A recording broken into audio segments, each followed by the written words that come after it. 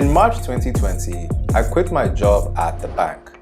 Coincidentally, that also happened to be the start of the COVID lockdown, and ironically, just a year later, we're hearing about the Great Resignation. I had been with the bank since I was 22 years old, established lots of great relationships, and built some amazing friendships. The bank was and is a great place to work, and the person I was when I joined is drastically different from the person that I became when I was leaving. I still maintain that the bank is a great place to start your career out of college, and working in the bank taught me a lot about professionalism, work ethic, and business in general. I had a relatively fast rise as well through the bank, and I was fortunate to have rotated through several departments, which gave me a lot of exposure. So there are a lot of pros to working in the bank.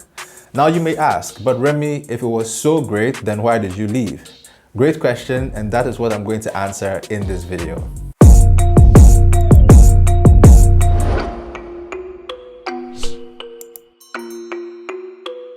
Hello friends, welcome back to the channel. My name is Jeremy, and if you're new here and haven't yet subscribed, please consider doing so because on this channel I speak about adult transformation, digital strategy, and personal development. At least that's what I usually speak about. Now this video is a little bit different. On the channel I speak about fintech a lot, but before fintech I was in the banking industry. In early 2020, I decided to quit my job. And this was not because I was unhappy, but rather because the realities of working in a traditional institution like a bank did not align with my personal goals, and it was time for me to either accept the situation for what it was or make a change. I opted to take the risk and jump ship, and although it was a very risky move, I believe it was the best decision for me. So to keep this structured, I'll put my reasons under 4 main headings so I don't just ramble on and this video becomes long and windy. So the first reason why I decided to leave was impact. Banks are typically large institutions that have many functional areas and employ thousands of people. Although this has several advantages because it's creating jobs, it's creating employment for people, and allows you to build an internal network, there are downsides. The bank that I worked in had over 2,000 employees and was no different from large corporates. You had lots of people in identical roles and lots of layers, starting from the entry-level officers, lower-level management, to senior-level management. And even though you had a lot of work to do, the reality for me in a large corporate was, in the grand scheme of things, it was very hard to see your actual impact. Banks are very focused on the numbers, the bottom line, and the profit margin. That those are essentially the metrics typically used to measure your contribution. As much as you might think your role was important, it really wasn't, and almost anyone could be replaced relatively quickly. And you tended to feel quite insignificant at times. I think more importantly for me, I struggled to see my actual impact on the customers that we were supposed to be serving. Were we making their lives better or not? Were we making access to financial services easier? Were we really helping businesses scale with interest rates that were so high? I honestly couldn't tell, and ultimately it made me question what I was actually contributing other than the repetitive PowerPoint decks, memos, and spreadsheets. It began to feel as if unless you were a head of a unit or a director of a department, it was very difficult to see your impact to both the customers and the institution because there was a lot of monotonous work that was simply a part of the job. The next thing for me was quite simply the pace of work. As you may already know, the bank is a bureaucratic institution, and that means that almost every decision or initiative has to go through a process of reviews, approvals, and sign-offs. Although this is good for managing and mitigating risk, and that protects customers and the bank, it also means that most decisions and initiatives will take a very long time to get approved. The drawback there was you sacrificed speed to market and agility simply because you had to conform to these bureaucratic processes.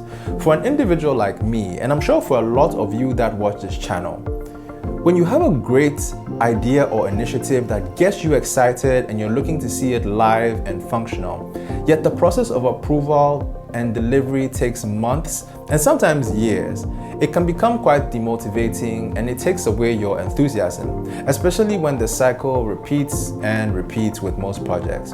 The extended pace of delivery meant that the market would always be ahead of us and smaller, more nimble institutions would typically be the first to market.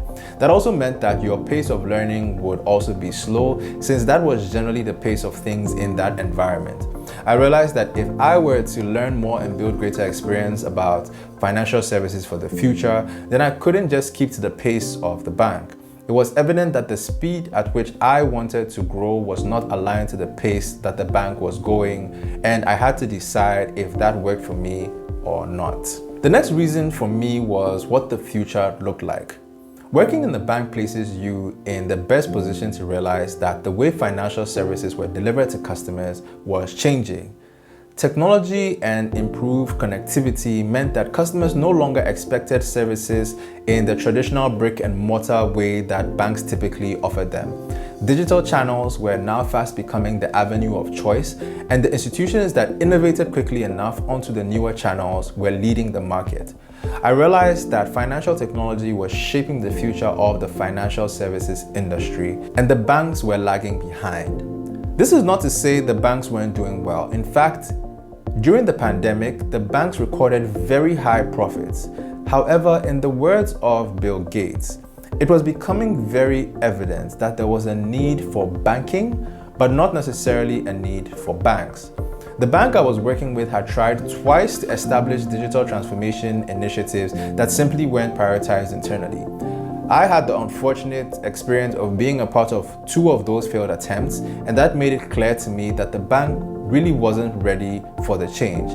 The future of financial services was fintech, and I couldn't see the way forward in the bank, so when the opportunity presented itself, I opted to jump ship. Finally, my last reason was progression. Now, as I mentioned earlier, I had a relatively fast rise in my years at the bank. However, I joined the bank in 2012 and only got confirmed full-time 3 years later in 2015. Now, that was after I had to apply externally for a trainee program the way a non-staff would. But even then, every time I got a new role, I was put on probation to justify that I could actually perform in that role, even if I had been doing it for several months. I simply could not see a way to achieve my personal career goals within the timelines I had set for myself in the way the system was set up. And I could tell a lot of my colleagues were in the same boat as well. So people would simply resort to complaining, and it impacted their work.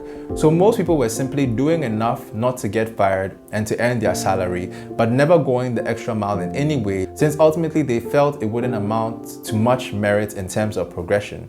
I decided I wasn't going to be a complainer, and I would keep doing my bit to add value till the right opportunity came, and thankfully it came in the form of a fintech offer. So friends, those are my reasons for leaving the bank. Now, this video isn't to hate on banks or discourage you from joining the industry. As I said earlier, I still feel the bank is a great place to work and build skills and a network. However, the intention of this video is rather to highlight that we all have goals and aspirations for our careers. There may be certain realities of your current workplace that may not facilitate you achieving those ambitions. Rather than complaining and expecting them to change naturally, it's better to take stock of those realities and identify the situation that would better serve your purpose. For me, my issues were with the impact, the pace, the future, and my progression, but those may not be your issues. Those were my reasons for making the transition from banking to fintech, and I hope this video sparks some thought to aid you decide if you are happy where you are or not.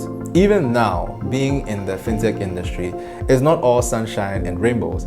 I have a video linked where I share the downsides of working with a fintech as well. But ultimately, we all have the power of agency to shape our careers. I hope you found this video valuable, and if you did, remember to hit the like button and leave me a comment, and I'll see you in the next video. Cheers, guys.